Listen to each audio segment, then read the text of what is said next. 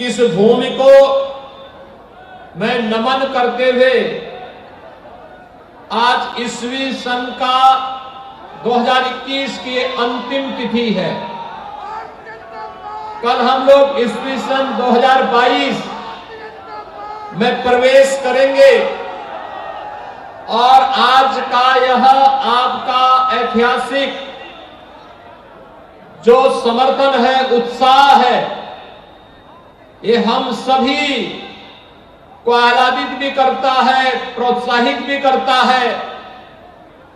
अन्याय अत्याचार के खिलाफ, भ्रष्टाचार के खिलाफ और प्रदेश की सुख और समृद्धि के प्रति एक नए उत्साह और उमंग के साथ आगे बढ़ने के लिए भी प्रेरित करता है।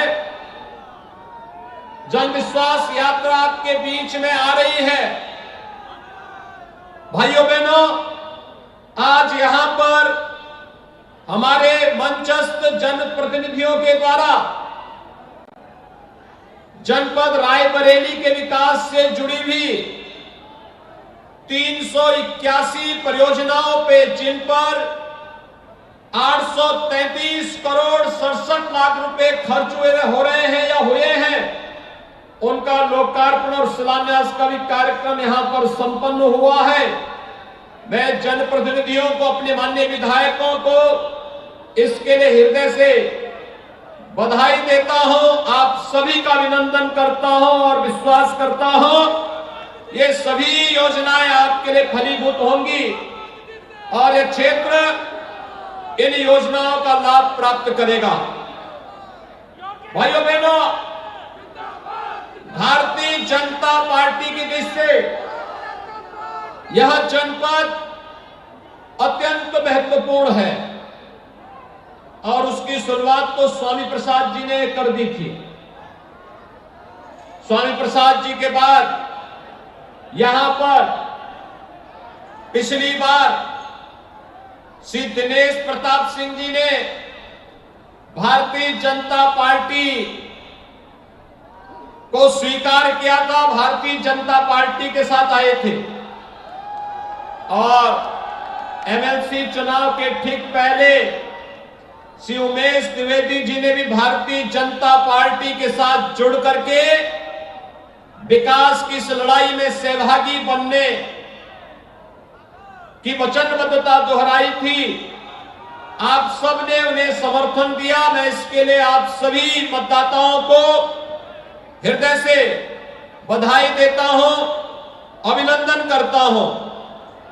भाइयों बहनों, यहां पर रायबरेली सदर से विधायक श्रीमती अदिति सिंह जी ने भी भारतीय जनता पार्टी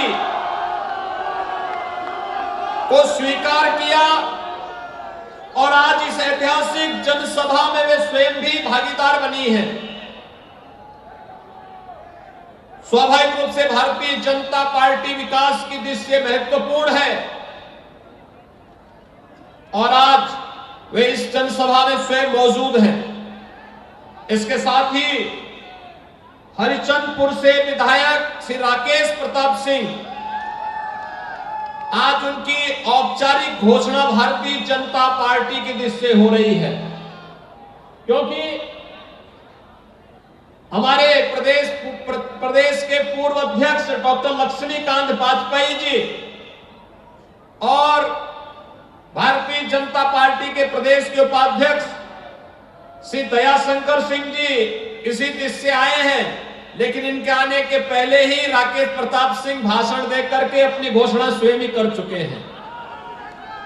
लेकिन मैं इन सभी का हृदय से स्वागत करता हूं और मैं मानता हूं कि भारतीय जनता पार्टी के इस बृहद परिवार से जुड़ करके कांग्रेस को रायबरेली से भी पूरी तरह उखाड़ने में और देश को जिस स्वच्छ और पारदर्शी सरकार की आवश्यकता यह देश महसूस कर रहा था और मोदी जी ने उस सरकार दी, उस सरकार के साथ भारतीय जनता पार्टी के साथ जुड़ करके रायबरेली के समग्र विकास में, उत्तर प्रदेश के समग्र विकास में ये सभी जनप्रतिनिधि सहभागी बनेंगे।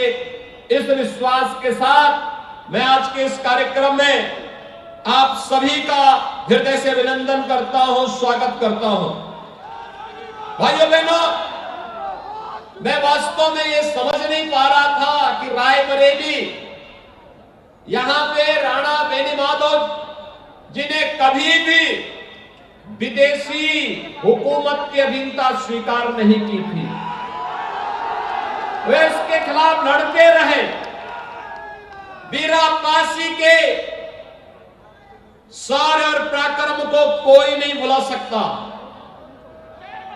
लेकिन उस सब के बावजूद ऐसी कौन सी परिस्थिति आई कि हम लोग कांग्रेस जैसे मरे हुए सांप को गले में डाल करके और उसको ढोने के लिए मजबूर हुए थे। कोई आवश्यकता नहीं थी, ये जानते हुए कि कांग्रेस देश की समस्या है, जनता से जुड़े हुए मुद्दों को नहीं उठाती है। कांग्रेस ने सदैव देश के हितों के साथ कुठाराघात किया है।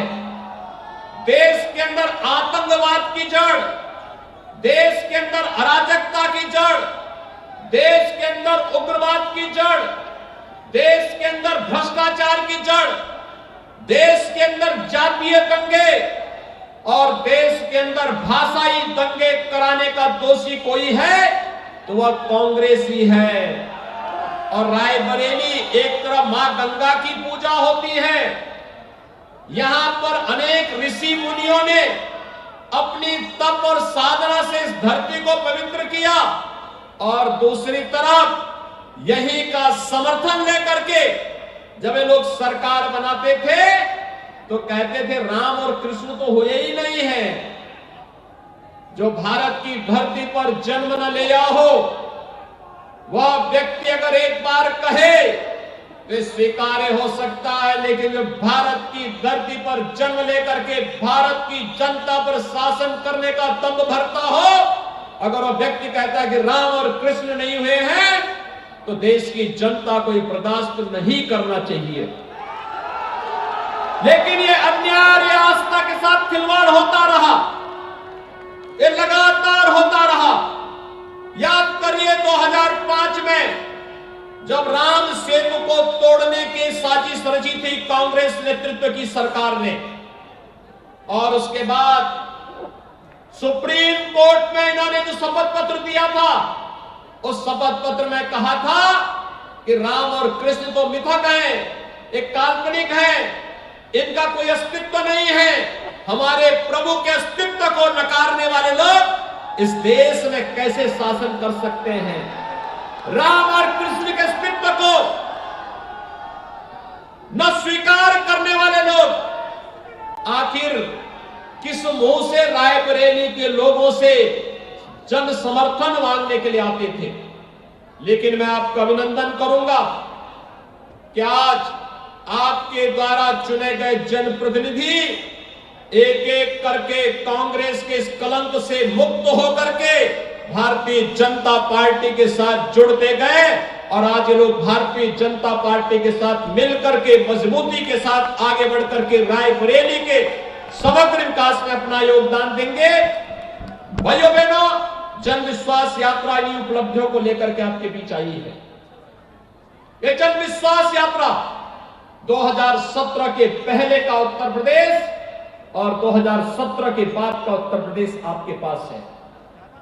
आपने 4 दिन 5 दिन पहले देखा होगा कुछ घटनाएं घटित हुई थी उत्तर प्रदेश में। भाइयों बहनों, एक घटना अचानक नहीं हुई है, कारण थे। 2017 के पहले उत्तर प्रदेश में प्रधानमंत्री आवास योजना में मात्र 18,000 लोगों के लिए मकान स्वीकृत हुए थे, आवंटित नहीं हुए थे। किसी का मकान, एक भी मकान नहीं बना था।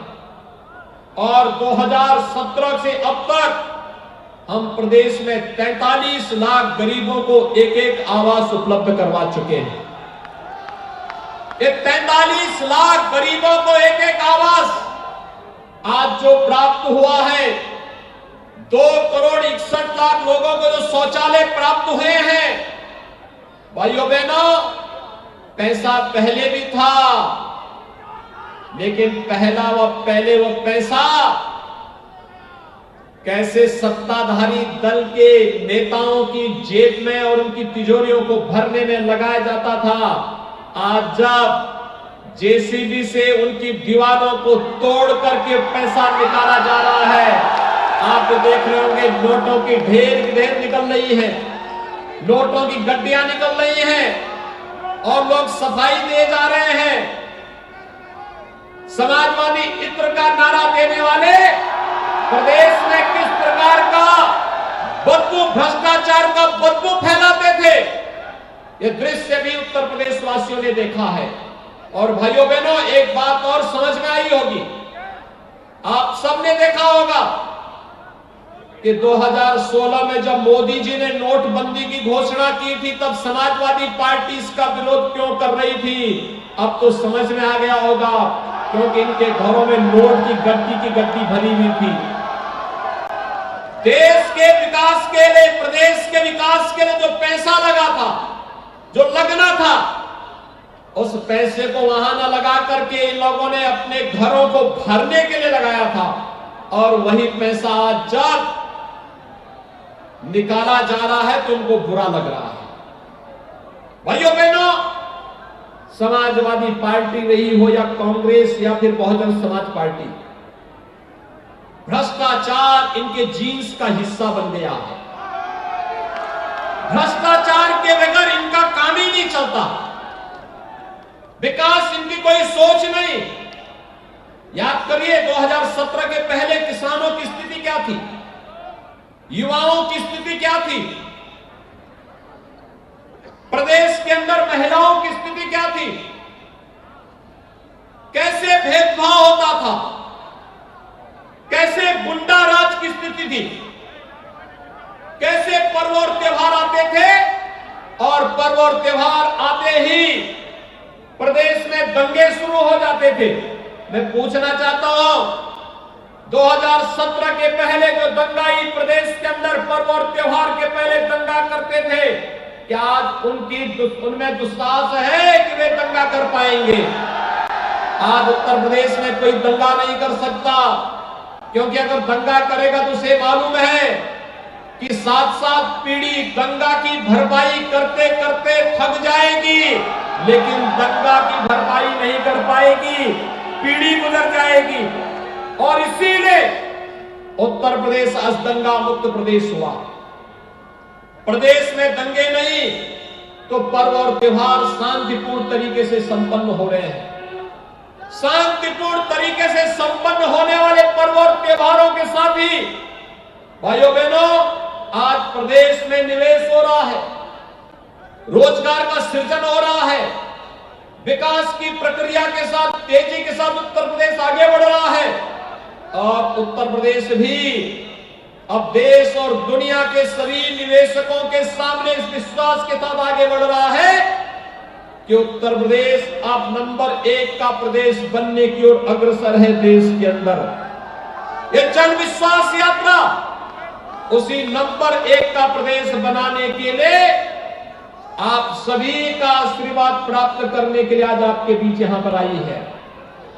भाइयों बहनों, 2017 के पहले किसान बदहाल था, आत्महत्या करने के लिए मजबूर था, कर्ज तले दबा हुआ था।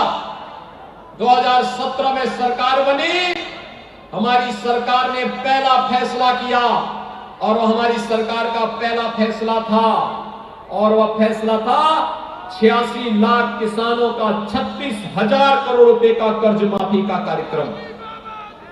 भाइयों बहनों, कर्ज माफी से लेकर के प्रधानमंत्री किसान सम्मान निधि तक आज जिस प्रकार से किसानों को सम्मानित करके आगे बढ़ाने का कार्य किया, कल 1 जनवरी है और देश के 10 करोड़ किसानों को, उत्तर प्रदेश के 2,54,00,000 किसानों को प्रधानमंत्री मोदी जी के द्वारा प्रधानमंत्री किसान सम्मान निधि की राशि उनके खाते में प्रदान की जाएगी। 2,54,00,000 किसानों के खाते में राशि आएगी कल। ये राशि कांग्रेस भी दे सकती थी, कांग्रेस ने नहीं दिया। बुआ और बबुआ भी दे सकते थे, लेकिन उनके पास कहां फुर्सत थी। किसानों की चिंता करें, इसकी फुर्सत कहां थी। भाइयों बहनों, 2017 के पहले नौकरी निकलती थी और समाजवादी पार्टी की सरकार के समय याद करिए, कोई नौकरी निकली और उस नौकरी के निकलते ही चाचा और भतीजे का गैंग वसूली पे निकल पड़ता था। सभी रिश्ते निकल पड़ते थे। महाभारत के सभी रिश्ते एक साथ वसूली में निकल पड़ते थे और वसूली के साथ सभी भर्तियां होती थी विवादित। न्यायालय लगाता था रोक और रोक लगाने के साथ ही इसके बाद प्रदेश के नौजवान के भविष्य के साथ खिलवाड़ होता था। न जाने कितने नौजवानों के भविष्य के साथ सपा, बसपा, कांग्रेस की सरकारों ने अन्याय किया, लेकिन 2017 के बाद भारतीय जनता पार्टी की सरकार प्रदेश में आई और भाइयों बहनों, सरकार आने के बाद 4.5 लाख नौजवानों को सरकारी नौकरी दी। 1,61,00,000 नौजवानों को प्रदेश में निवेश के माध्यम से रोजगार उपलब्ध करवाने का कार्य किया गया और 60 लाख लोगों को हम लोगों ने प्रदेश के अंदर स्वतः रोजगार के साथ जोड़ने का कार्य भी प्रदेश के अंदर किया। इतना रोजगार, इतनी नौकरी किसी भी सरकार के समय प्रदेश के अंदर नहीं मिली थी। आज प्रदेश के अंदर सर्वत्र शांति और सौहार्द का माहौल है। शासन की योजनाओं का लाभ गरीबों को मिल रहा है, गांवों को मिल रहा है, किसान और नौजवानों को मिल रहा है, बहन और बेटियों को प्राप्त हो रहा है। आज प्रदेश के अंदर सर्वत्र हर व्यक्ति तक शासन की योजनाओं को मजबूती के साथ पहुंचाने का जो कार्यक्रम प्रदेश सरकार का है, केंद्र सरकार का है, वह कार्यक्रम मजबूती के साथ आगे बढ़ रहा है। आपने देखा होगा पिछले 20-22 महीनों से पूरी दुनिया कोरोना महामारी का सामना कर रही है।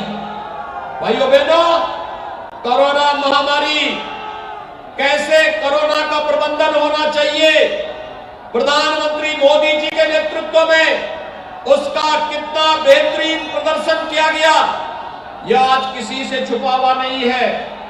आज उत्तर प्रदेश का कोरोना प्रबंधन देश के अंदर सबसे अच्छा, फ्री में टेस्ट, फ्री में उपचार और फ्री में अन्न योजना का लाभ और फ्री में वैक्सीन, सबको वैक्सीन। कितने लोगों ने वैक्सीन लगाई है? सभी लोगों ने वैक्सीन लगा ली है और सभी लोग वैक्सीन लगा लिए हैं। भाइयों बहनों, मैं आप सबका अभिनंदन करूंगा जिन्होंने वैक्सीन लगा दी है, लेकिन मेरी अपील होगी जो लोग वैक्सीन नहीं लिए हैं वे वैक्सीन जरूर ले लेंगे। ये वैक्सीन कोरोना से बचाव का एक सर्वोत्तम उपाय है, कोरोना का कवच है। कोरोना की तीसरी लहर के बारे में चर्चाएं आ रही हैं, घबराने की आवश्यकता नहीं। केंद्र और प्रदेश सरकार आपके साथ में है। हमें केवल सावधानी और सतर्कता के साथ शासन के बताए गए नियमों का पालन करना है। कोरोना आपका बाल बांका नहीं कर पाएगा, ये सरकार आपके साथ में है। लेकिन भाइयों बहनों, डबल इंजन की सरकार है तो डबल डोज राशन का भी गरीबों को उपलब्ध करवाने का कार्य हो रहा है। पहले यही राशन पहले समाजवादी पार्टी के नेताओं के घर में पहुंच जाता था और वहां से फिर से ब्लैक होकर के किसी देश में पहुंच जाता था। 2017 के पहले गरीब को राशन नहीं मिल पाता था। 2017 के पहले प्रदेश की योजनाओं का लाभ गरीब को नहीं मिल पाता था। आप देखना, अभी कल से फिर से हम जो कार्यक्रम प्रारंभ कर रहे हैं, कल 2,54,00,000 किसानों के खाते में 2-2 हजार रुपए हर किसान के खाते में कल आएगी।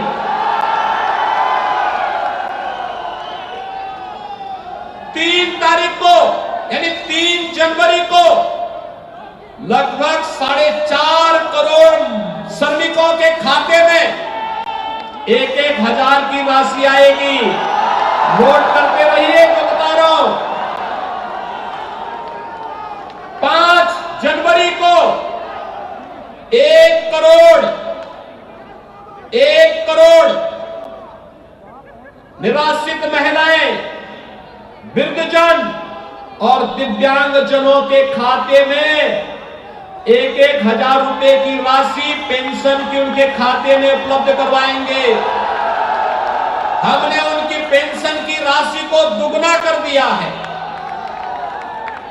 उत्तर प्रदेश में सरकार अच्छी चल रही है, तो फिर उस अच्छी सरकार का लाभ गरीब को मिलना चाहिए, विधवा महिलाओं को मिलना चाहिए, वृद्धजनों को मिलना चाहिए, दिव्यांगजनों को मिलना चाहिए।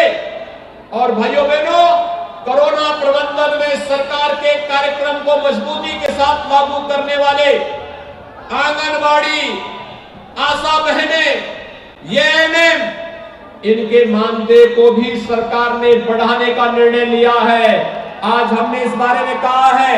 आशा बहनों के साथ आज प्रातःकाल ही मेरा कार्यक्रम था और मैंने वहां पर उनके बेहतरीन मानदेय को आगे बढ़ाने की कार्रवाई को आगे बढ़ा दिया है।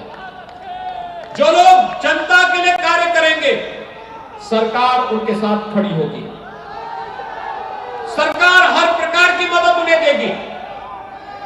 और आज यही कहने के लिए हम लोग आपके बीच आए हैं कि भाइयों बहनों, लोक कल्याण का कार्य हो या फिर बड़े बड़े इंफ्रास्ट्रक्चर डेवलपमेंट के बड़े बड़े कार्यक्रम, जहां मेडिकल कॉलेज नहीं वहां मेडिकल कॉलेज स्थापना की कार्रवाई, जहां पे एम्स नहीं वहां एम्स की कार्रवाई। एम्स रायबरेली को 2 वर्ष पहले भारतीय जनता पार्टी की सरकार ने उसका संचालन भी आगे बढ़ा दिया है। आज कोई समस्या नहीं। समस्या तो देश के लिए कांग्रेस बन गई है, समस्या तो देश के प्रदेश के लिए सपा और बसपा बनी हुई है। आप देखते होंगे समाजवादी पार्टी के बारे में कोई भी सभ्य व्यक्ति एक बात जरूर बोलता है, और किसी भी सभ्य व्यक्ति से आप पूछिए समाजवादी पार्टी का मतलब क्या, तो लोग बोलते हैं कि जिस गाड़ी में सपा का झंडा, समझो बैठा है कोई पेशेवर गुंडा। यानी कोई भी व्यक्ति ये नहीं बोलता है। सपा के झंडे लगे हुए गाड़ी का मतलब अराजकता का ही मत प्रतीक होता है। अभी आपने देखा होगा कानपुर में प्रधानमंत्री जी आए थे और कानपुर की जनता को मेट्रो की सौगात देने के लिए प्रधानमंत्री जी आए थे।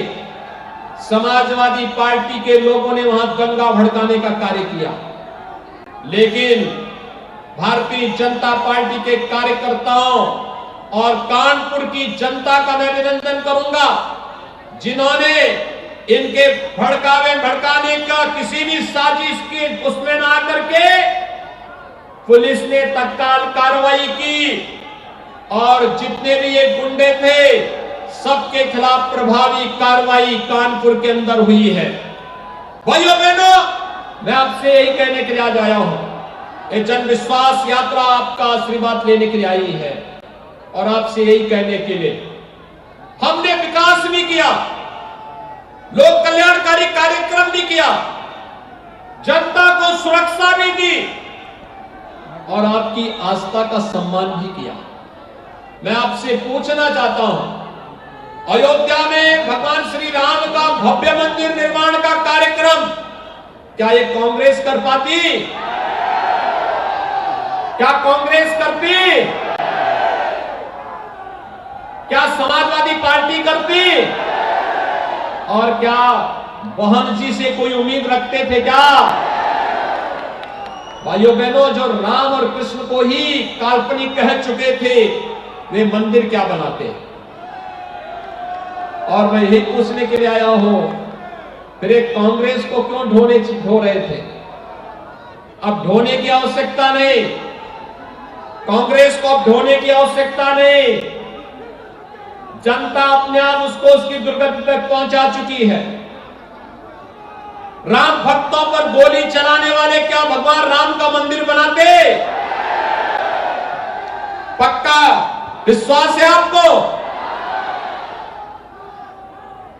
भाइयों बहनों, भगवान राम का भव्य मंदिर के निर्माण का कार्यक्रम हो। मैं जानता हूं राकेश प्रताप सिंह अपने यहां हर दिन किसी न किसी गांव में अखंड रामायण का पाठ करते हैं, और अखंड रामायण का पाठ करके ये कांग्रेस में थे। एक बार मुझे निमंत्रण देने के लिए आए थे, और निमंत्रण देने के लिए आए, एक हिसाब में रामायण का पाठ करा रहा हूं। मैंने कहा भाई आप तो कांग्रेस में हैं। इन्होंने कहा भूल से मैं कांग्रेस में चला गया। मैंने कहा कि कांग्रेस के नेता, कांग्रेस का नेतृत्व तो राम को मानता ही नहीं, क्योंकि वहां का नेतृत्व कहता राम और कृष्ण तो हुए ही नहीं है, तो फिर अखंड रामायण का पाठ कैसे हो रहा है? भाइयों बहनों, उन्होंने कहा कि नहीं, अब हम कांग्रेस की विदाई करने के लिए बीजेपी के साथ ही जोड़ करके आएंगे। और भाइयों बहनों, आज उन्होंने भारतीय जनता पार्टी की सदस्यता लेने के लिए वे हमारे बीच में आए हैं। आप याद करिए, भाई बहन की जोड़ी जब कोरोना कालखंड में प्रदेश के श्रमिकों और प्रदेश की जनता के साथ खिलवाड़ कर रही थी, गलत गलत ट्वीट करके, गुमराह करने वाला ट्वीट करके, उस समय कांग्रेस की विधायक थी और उन्होंने मजबूती के साथ उनका प्रतिरोध किया था। आपकी रायबरेली वर्षीय विधायक श्रीमती अदिति सिंह जी ने उस समय उसका विरोध किया था कि नहीं, कांग्रेस गलत लाइन पे चल रही है, कोरोना प्रबंधन प्रदेश सरकार अच्छा कर रही है और हम लोगों को समर्थन करना चाहिए। और आज भाइयों बहनों, भारतीय जनता पार्टी की सरकार ने कोरोना प्रबंधन कैसे होना चाहिए, आप सबके सामने इसका उदाहरण प्रस्तुत किया। आज चाहे अयोध्या में भगवान राम के भव्य मंदिर के निर्माण का कार्य हो, या फिर काशी में भगवान विश्वनाथ धाम के निर्माण के माध्यम से देश के श्रमिकों के सम्मान को आगे बढ़ाने का कार्यक्रम आपने देखा होगा। एक पहली बार आपने देखा होगा, प्रधानमंत्री मोदी जी ने काशी विश्वनाथ धाम का लोकार्पण किया, और लोकार्पण के साथ भगवान शिव का अभिषेक करने के बाद प्रधानमंत्री जी ने सम्मान किसका किया? पुष्प वर्षा किया श्रमिकों के ऊपर, क्योंकि श्रमिक ही वास्तव में राष्ट्र निर्माता है। और राष्ट्र निर्माण के साथ अपना श्रम लगाने वाले उन श्रमिकों का वंदन करने के लिए भाइयों बहनों, आज केंद्र और प्रदेश सरकार पूरी मजबूती के साथ खड़ी है। और मैं आज के इस अवसर पर एक बार फिर से आप सबका आह्वान करूंगा, इतनी भीषण शीतलहरी में इतनी भारी संख्या में आप सभी लोग यहां पर उपस्थित हुए, जन विश्वास यात्रा का अपार समर्थन आपने यहां पर मुझे दिया है, और जन विश्वास यात्रा के माध्यम से आपने संकल्प लिया है कि रायबरेली की सभी 6 सीटों पर भारतीय जनता पार्टी का परचम लहराने का कार्य आप करेंगे। तो सभी लोग तैयार हैं? सभी लोग अपना दोनों हाथ उठा करके मुझे आप अपना समर्थन के साथ मुझे बताइए। इधर उधर सभी लोग, सड़क के उस पार भी जितने लोग हैं सभी लोग मुझे बताइए, क्या आप सभी लोग तैयार हैं? भारतीय जनता पार्टी को अपना समर्थन देंगे? विधानसभा चुनाव 2022 में विकास के लिए आप सभी लोग वोट देंगे? दोनों हाथ उठा करके फिर मेरे साथ बोलेंगे, भारत